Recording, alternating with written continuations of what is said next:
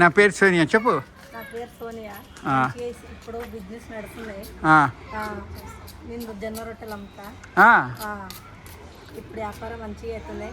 20 రూపాయలు కిలోలు జొన్నలు, కట్టెలేమో 10 రూపాయలు కిలోలు కట్టెలు. మళ్ళీ పిండి గిర్నికి కిలో 10 రూపాయలు. ఒక 10 కిలోలు పడితే 100 రూపాయలు అవుతుంది. మళ్ళీ 10 కిలోలు 3 రోజులు అవుతుంది. పిండి పిండి 3 రోజులు వస్తుంది. పిండి పిండి. సో ఇష్టంత ఏ రోజు 900 అవుతుంది, ఏ రోజు 1000 రూపాయలు అవుతుంది, మళ్ళీ 800 అవుతుంది, ఒక రోజు 1100 కూడా. మరి జొన్న రొట్టెతోటి ఏమైనా నంచుకుంటే తినాలి కదా, ఏమైనా తొక్క ఏమైనా ఉంటుందా లేదా కూర? అది పెడితే ఎప్పుడు పోతుందా లేదా అనుకుని పెడతలేదు. మరి ఉట్టి జొన్న రొట్టెలు తింటారా? ఇంటికి తీసిపోయి తింటారు అందులో దేంట్లో? షుగర్ పేషెంట్ ఉంటారు కదా, అది పచ్చ జొన్నలు అయితే 20 రూపాయలకి ఒకటి ఇస్తాం. ఒక జొన్న రొట్టె. ఇప్పుడు కూరగాయలు మళ్ళీ పప్పు కూడా పెడదాం అనుకుంటున్నా. నువ్వు మరి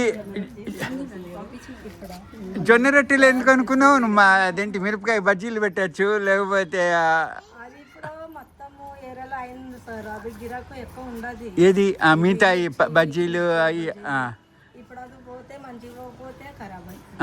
జొన్న రొట్టెలు అయితే జొన్న రొట్టెలు మామూలు రొట్టె వీటితో చెయ్యవు. మంచి రొట్టెలు ఒకటి చేస్తా, అదే ఎక్కువ. మళ్ళీ ఎవరు రెడీ లేకపోతే పోతారు. బాగుంది. అంటే వారంలో 7 రోజులు పోతావా? సాయంత్రం 6:30. ప్రతిరోజు పోతావా? సాటర్డే సండే అంతా? సండే పోతాము. ఇప్పుడు ఇమ్రామాద్ పండుగ ఉంటే మళ్ళీ ఇప్పుడు దావత్ ఉంటే బంద్ చేస్తా అచ్చా ఒక డైలీ. మరి గిర్నీ చేయటం ఇవన్నీ ఎప్పుడు చేస్తావు? ఇప్పుడు పోవాలా? చేయాలి ఇంట్లో పిల్లలకి.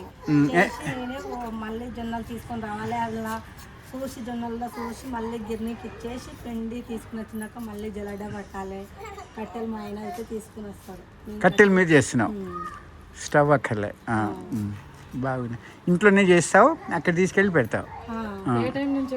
6:30 పెడతా నేను. మళ్ళీ గిరాకుంటే 11 కూడా అవుతుంది. 11:30 నైట్ 11:30 అవుతుంది, లేకపోతే 11 అవుతుంది. మళ్ళీ గిరాకు తక్కువ ఉంటే 10:40 అట్లా బంద్ చేస్తాను. అక్కడే కట్టెలు పెట్టి అక్కడే చేస్తా సార్. అక్కడే చేస్తావు?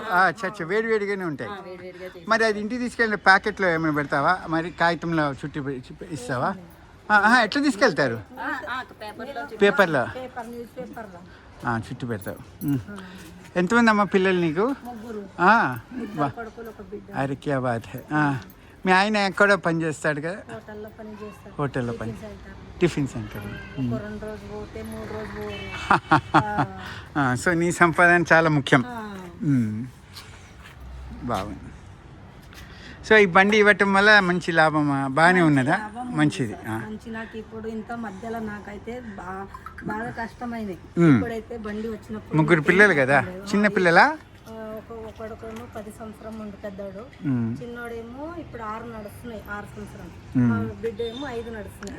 చిన్నోడు ఇంత మధ్యలో మస్తు ఒక 2 సంవత్సరం అయితే మస్తు బాధ అయింది నాకు. ఇప్పుడు బండి వచ్చినప్పుడు ఇప్పుడు ఏం బాధ లేదు, మంచి నడుస్తున్నాయి. ఇప్పుడు మళ్ళీ ఒక్క రోజు బండి పెట్టలేదంటే ఫోన్ చేస్తారు, మాకు రొట్టెలు కావాలని. మళ్ళీ ఇంట్లో చేసిస్తారంటే నేను చేసి ఒక 4-5 అంటే చేసి ఒక 10 రొట్టెలు 15 రొట్టెలు అంటే చేసి పెడతాం. మంచిది కదా జొన్న రొట్టెలు తింటాము ఆరోగ్యానికి. రైట్. షుగర్ పేషెంట్ ఇప్పుడు మన అందరికీ ఇండియాలో అందరికీ షుగర్ పేషెంట్. నైస్. 10 రొట్టెలు 8 రొట్టెలు. ఇదా నీళ్ళు? ఇక్కడే ఉంటావా? 5,000 కిరాయి. ఎన్ని రూమ్స్? ఒకటా రెండా? నైస్.